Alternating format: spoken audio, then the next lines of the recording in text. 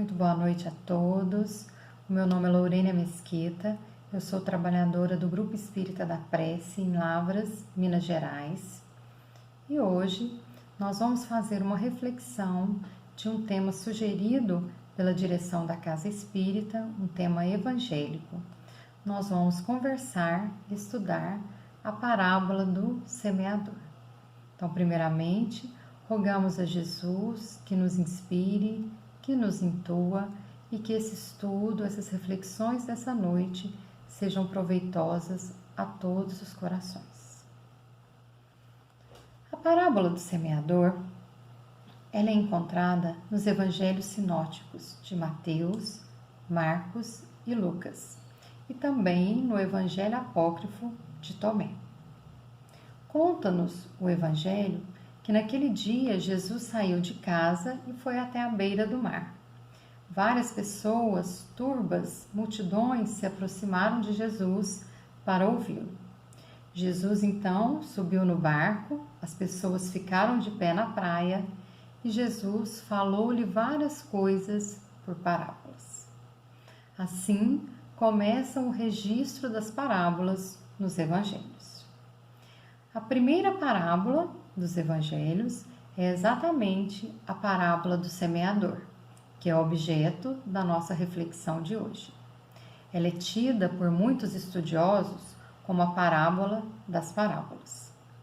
Nós vamos começar fazendo a reflexão com a leitura da parábola no Evangelho de Mateus, capítulo 12, versículo 3 a 9, seguindo a tradução do Novo Testamento de Haroldo Dutra Dias.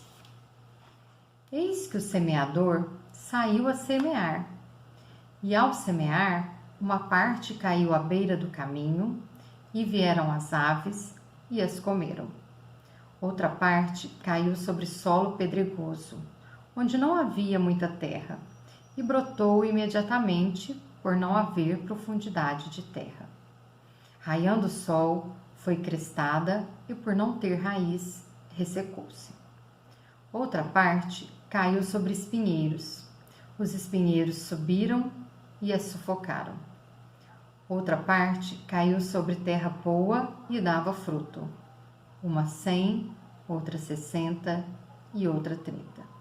Quem tem ouvidos, ouça. A parábola do semeador, ela é uma parábola diferenciada, porque, ao contrário das demais, ela vem com uma explicação feita pelo próprio Mestre, pelo próprio Jesus. Já no versículos seguintes, do 10 ao 23, Jesus dá explicação sobre a parábola do semeador. E a primeira indagação que foi feita a Jesus, a primeira explicação que ele faz, é porque Jesus lhes falava por parábolas. Vamos entender primeiro, o que são parábolas? Parábolas são contos, histórias que Jesus contava às pessoas daquela época, se valendo de cultura, de pessoas, de hábitos daquela época, para ilustrar essas histórias, colocando expressivo conteúdo moral. Então, são histórias contadas por Jesus com grandes ensinamentos morais. As parábolas, elas são atemporais, de tal forma que ela serviu de ensino para as pessoas daquela época, serve para nós hoje, há 2000 anos depois, e servirão de ensinos, de ensinamentos para as gerações futuras. Então, as parábolas, elas ficaram atemporais e principalmente atendiam à condição evolutiva das pessoas daquela época, a nossa e as futuras.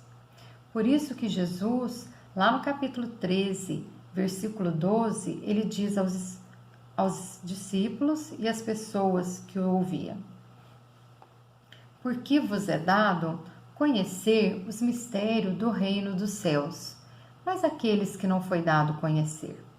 Ou seja, por meio das parábolas, os ensinos chegariam a todos, de acordo com o entendimento de cada um, com a condição evolutiva de cada um que tivesse contato, que ouvisse aquela parábola. Então, nós, lá atrás, tiramos um proveito, um ensinamento da parábola. Hoje aqui podemos tirar outro, nessa atual existência, e quiçá em outras existências mais para frente nós não vamos ter só entendido todo o conteúdo, como também vamos ter assimilado, vamos ter aprendido a sentir o Evangelho, os ensinos de Jesus, e vamos estar até vivenciando esses ensinamentos de Jesus. E dentro dessa parábola, nós encontramos 3 personagens: o semeador, a semente e o solo. Vamos começar pelo semeador. Quem é o semeador da parábola? O semeador da parábola é Jesus, o nosso semeador por excelência. É aquele que levou a todo tipo de solo, a todos os corações, a semente, ou seja, os ensinos do reino dos céus. O Criador não escolheu o terreno, ele levou a palavra de forma indistintamente a todos os tipos de solo. Então, o semeador faz uma semeadura irrestrita, lançando a todos, aos que estavam no caminho, aos que estavam em solo pedregoso, entre espinhos ou em terra boa, a todos foi lançado os ensinamentos, as verdades do reino de Deus. Então, esse é o semeador por excelência, é Jesus, o semeador da parábola. Segunda personagem que aparece é a semente. O que é a semente da parábola do semeador? A semente é a palavra de Deus. A semente é o Evangelho de Jesus, entendido não só como ensinamentos, mas como roteiro de vida a ser seguido. Dizem alguns estudiosos que o Evangelho ele tem um manancial de profilaxia para o espírito, que nos faz muito bem, moralmente, para a nossa saúde do corpo, do espírito. Eliseu Rigonati, um autor de Evangelho dos Humildes, no seu capítulo 13, vai nos dizer que não somente o Evangelho é o semeador das verdades divinas, como também é uma bússola que Jesus deixou para a humanidade se orientar. Então, ali nós encontramos um roteiro de vida a ser seguido. Então, essa é a semente que, de forma irrestrita, indistintivamente, o semeador, Jesus, lançou a todos os tipos de solo. Então, aí nós chegamos no terceiro personagem, na terceira personagem, que é o solo. Quem é o solo?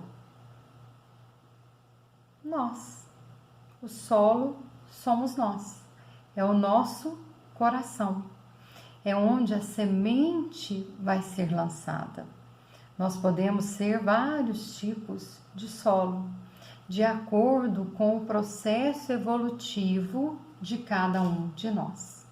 Mas o solo é, sem dúvida, onde a semente deve ser acolhida, ou seja, no nosso coração, para que ela dê o máximo de frutos possíveis. E essa semeadura de Jesus não escolheu um tipo de solo. Os ensinos do Mestre foi lançado a quem estava à beira do caminho, quem estava entre as pedras, entre os espinhos e no solo bom. Então foi uma semeadura irrestrita. E nós vamos ver agora o que aconteceu quando as sementes caíram em cada tipo de solo que aparece na parábola. O primeiro tipo de solo que aparece é a beira do caminho. O trecho do Evangelho diz: eis que o semeador saiu a semear, e ao semear, uma parte caiu à beira do caminho, e vieram as aves e a comeram. que significa à beira do caminho e logo vêm as aves e comem aquelas sementes? Jesus explica que são aquelas pessoas a quem é dado até ter o contato com o Evangelho, mas logo vem o maligno e se apodera do que foi semeado em seu coração. Então nós vemos que são pessoas que chegam a ter algum tipo de contato, ouvem as lições do mestre, mas retiram-se, porque os seus corações não sentem os ensinamentos. Ela prefere, por comodismo, abandoná-los. Isso é o que Eliseu Rigonati também nos diz, lá no Evangelho dos Humildes. Ele vai nos dizer que são terrenos ainda não preparados para a semeadura, que o maligno logo consegue retirar a semente que foi lançada por Jesus. Outra parte caiu sobre solo pedregoso, onde não havia muita terra, e brotou imediatamente, por não haver profundidade de terra. Raiando o sol, foi crestada, e por não ter raiz, ressecou-se. Então é o solo pedregoso. O que é esse solo pedregoso que até brotou, né? Não tinha profundidade, não tinha muita terra, chegou a brotar, mas logo veio o sol, ressecou e crestou. Morreu aquela planta. O que Jesus quis nos dizer com esse solo pedregoso? Jesus quis nos dizer que são aquelas pessoas que até recebem a palavra num primeiro momento, recebem jubilosos, felizes, se identificam com a palavra de Jesus, mas logo que vem o primeiro problema, a primeira tribulação, a primeira perseguição por conta da palavra, elas se escandalizam e desistem, se afastam da palavra de Deus. E além desse solo pedregoso, nós vemos aí também a figura da pedra. O que significa pedra? Pedra é uma coisa dura? O que nós entendemos então como pedra? Pedra aí são todas aquelas cristalizações de ideias que nós temos. Olha a dificuldade dos ensinos entrarem em tudo que nós temos e que já foi cristalizado, que foi petrificado. Todos aqueles maus hábitos, aquelas más tendências, tudo que a gente já tem consolidado ao longo de várias existências e que a gente precisa modificar, mas que a gente traz muito forte, muito cristalizado, muito petrificado em nós. Então isso dificulta que tenha aí uma semeadura com frutos, porque o terreno pedregoso ele ainda não está totalmente preparado. Outra parte caiu sobre espinheiros, e os espinheiros subiram e a sufocaram. O que a gente entende aí por espinheiros, por espinhos? O que são os espinhos que nos sufocam nos dias de hoje? Os espinhos que nos sufocam nos dias de hoje são as coisas materiais. Tudo aquilo que nos distrai no dia a dia. A busca por algum status, por riquezas materiais, por coisas mundanas. Não que essas coisas mundanas não sejam necessárias ao nosso dia a dia, que temos que prover nossas necessidades físicas, materiais, mas não deve ser o centro da nossa existência. Nós temos que lembrar que nós estamos aqui nessa existência para termos um reencontro com Deus, com Jesus, para evoluirmos e não para angariarmos conquistas, coisas materiais. Mas quando nós nos perdemos e ficamos mais envolvidos com essas coisas da matéria, nós somos sufocados. Também na obra de Eliseu Rigonati, ele vai nos explicar esse trecho e vai nos dizer: temos aqui aqueles que ao ouvirem a palavra divina comparam as coisas materiais com as espirituais e se decidem pelas materiais, por parecer-lhes um caminho mais fácil e mais cômodo. São almas de pequenino desenvolvimento espiritual que se acomodam melhor nas facilidades que a matéria proporciona. Muitos de nós nos acomodamos, né? nós vemos aí que muitas das vezes nós começamos um intento, uma atividade, um objetivo, começamos animados, jubilosos, assim como a semente quando caiu nesse solo pedregoso, mas logo na primeira dificuldade nós desistimos, paralisamos e nos distraímos com a facilidade, com o comodismo das coisas materiais. Outra parte caiu sobre terra boa e dava fruto, uma 100, outra 60 e outra 30. Vamos entender primeiro que tipo de solo, que é essa terra boa? São os corações que já estão preparados a receber a palavra de Deus.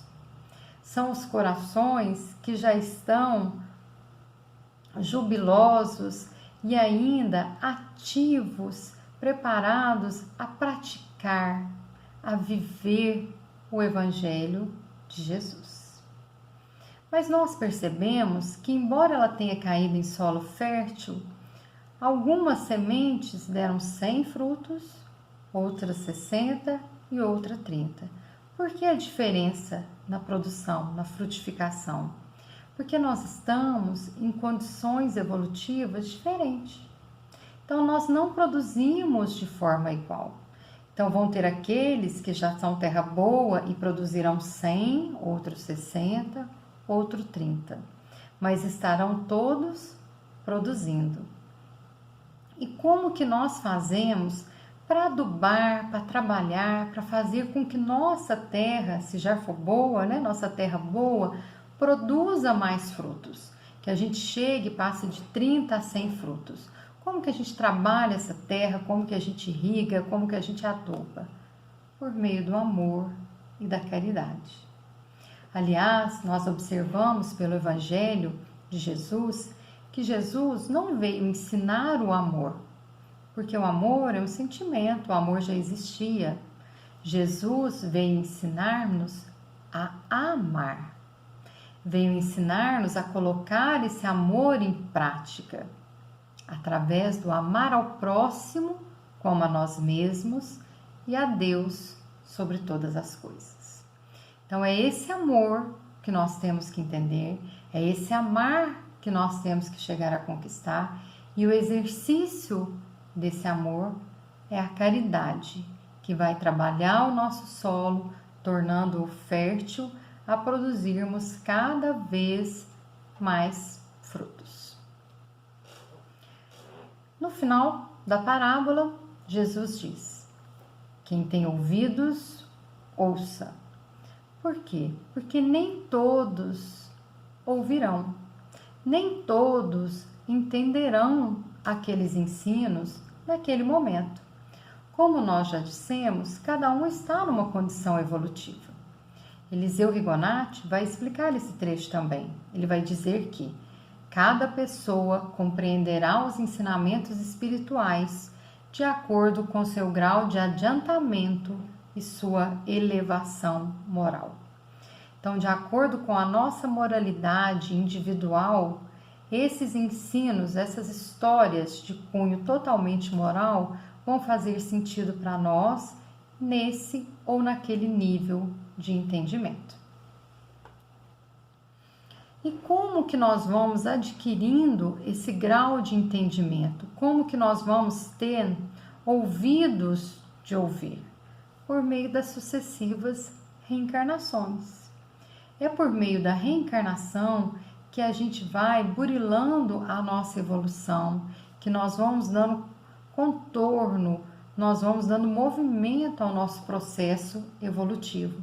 Então, cada encarnação que nós temos, nós vamos conseguindo um grau a mais de conhecimento, até estarmos um dia totalmente preparados, como terra boa, a receber todos os ensinos de Deus, a seguirmos todo o Evangelho do Cristo como roteiro de vida e conduta moral.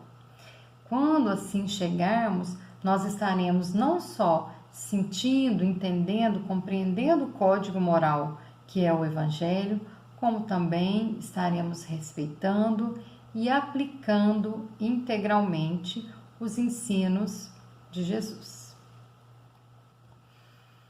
E para ilustrar essa parábola, eu vou trazer aqui uma leitura pequena, mas muito oportuna, que está lá no livro Fonte Viva de Emmanuel, no capítulo 64, intitulado Semeadores. Ele vai nos explicar essa parábola da seguinte forma: não nos fala que o semeador deva agir através do contato com terceiras pessoas, e sim que ele mesmo saiu a semear. Então aqui nós temos que ver a nossa obrigação de sair a semear. Então nós temos que semear primeiro dentro de nós mesmos, no nosso contato íntimo conosco. Continua Emmanuel. Transferindo a imagem para o solo do espírito, em que tantos imperativos de renovação convidam os obreiros da boa vontade à santificante lavoura da elevação, somos levados a reconhecer que o servidor do Evangelho é compelido a sair de si próprio. Olha que trecho interessante. O servidor do Evangelho é compelido a sair de si próprio a fim de beneficiar corações alheios. Então, tudo que nós temos, todas as sementes que nós recebemos, nós não podemos esperar que elas frutifiquem somente no nosso solo. Nós temos que sair de nós mesmos e levar tudo isso para beneficiar os corações alheios, ao nosso próximo. O que nós temos que fazer? O amar, a caridade, o que Jesus nos ensina e nos exemplifica o tempo todo em seus evangelhos. Continua ainda Emmanuel.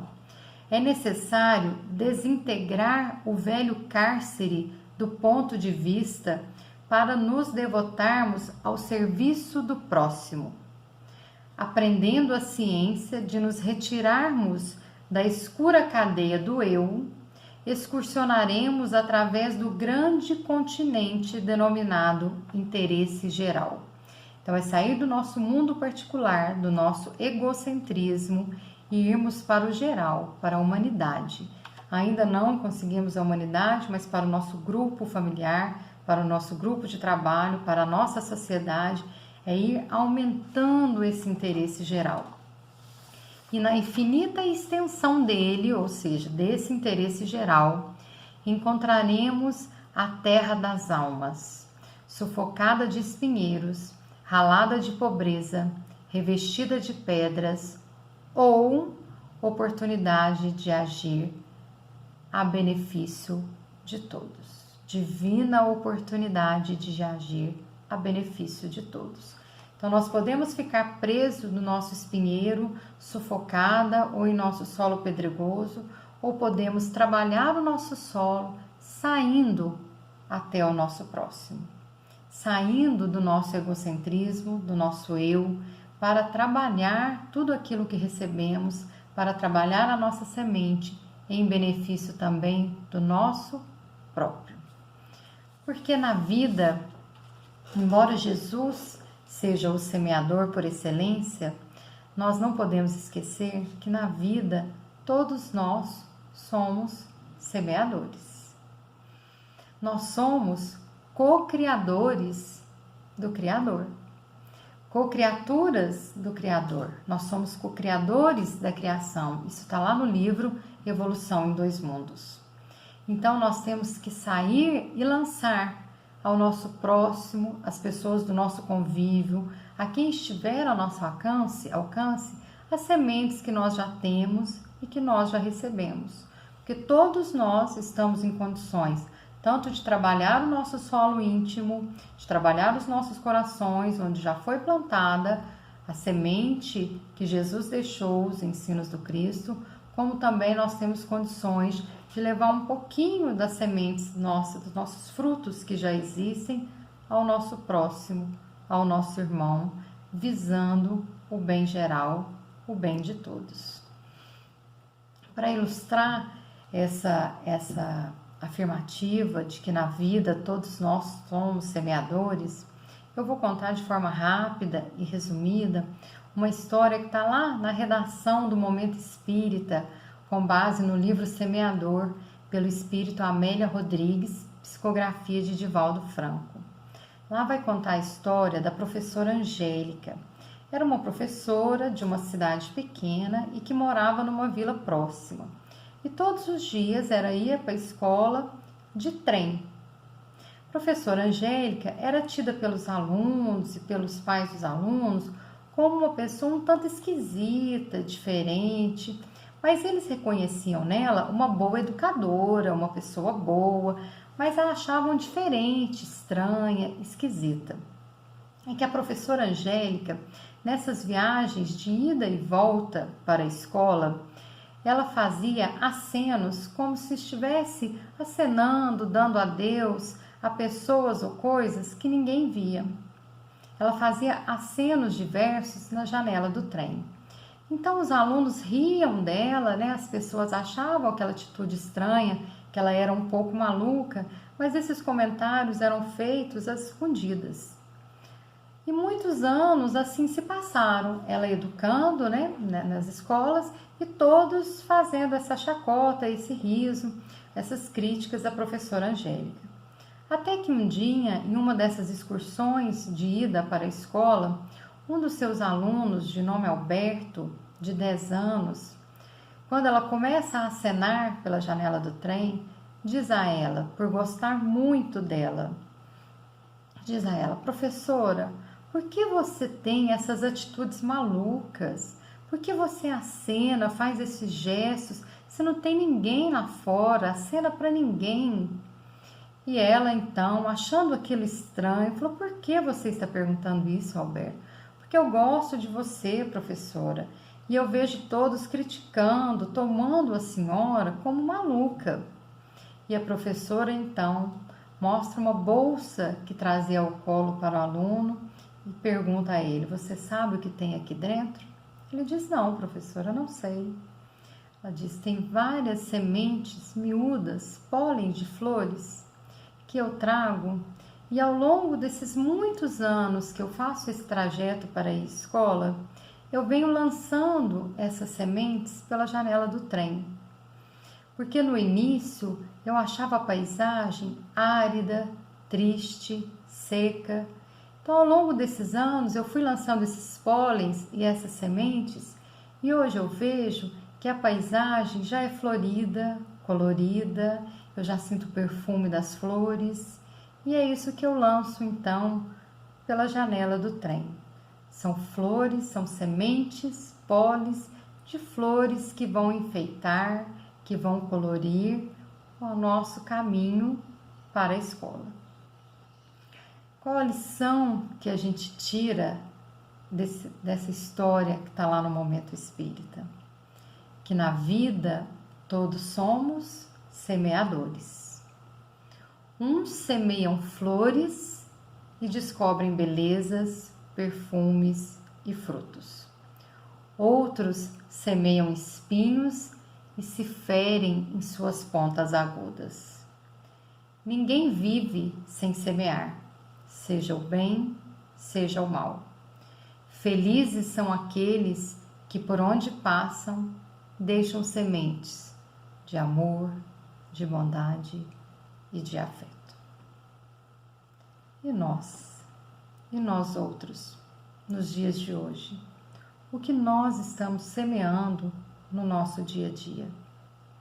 Será que nós nos valemos das muitas oportunidades que temos para semear uma palavra amiga, de consolo, semear uma atitude, uma escuta caridosa, a paciência, em benefício de todos, do nosso próximo, não só do nosso próximo mais próximo, que é o nosso familiar, mas de todos aqueles que são nossos irmãos, criaturas de um mesmo Criador? E será que nós não estamos também deixando que coisas tóxicas influenciem essa semeadura? Será que nós não temos que avaliar o que estamos deixando ser semeado ao nosso redor? Que tipo de semeadores nós somos? Que tipo de solos nós temos em nossos corações? Essa é a reflexão que a gente fica, que a gente conclui para essa noite. Que não percamos nenhuma oportunidade de semear. E que assim como a história que Jesus contou da parábola, não nos esqueçamos que por mais que tenha a semente, que tenha o solo, parte desse fruto, dessa colheita, está nas mãos de Deus. O agricultor daquela época já contava com a chuva, com o sol, com o tempo, condições que fugiam ao seu alcance e estavam nas mãos de Deus. Nós hoje também temos que saber que, em que pese sermos donos do nosso solo, sermos autores da nossa semeadura, sabermos que temos que sair a semear, muitas das coisas está no controle de Deus, nos planos de Deus. A chuva, o sol, a tempestade, tudo isso que o semeador vai enfrentar para a sua colheita, nós também enfrentamos no nosso dia a dia. Os problemas, as provações vão existir, mas existe um Deus que a tudo controla, que nada foge aos seus planos de justiça e misericórdia divina.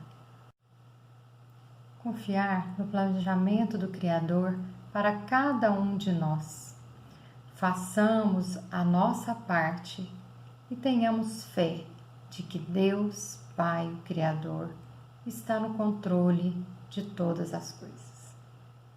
Que Jesus nos abençoe, que nós sejamos fortalecidos em nossa fé, que nós estejamos sempre com Jesus, o quanto Ele está conosco em todos os tempos e por toda a eternidade. Uma boa noite, fiquem com Deus.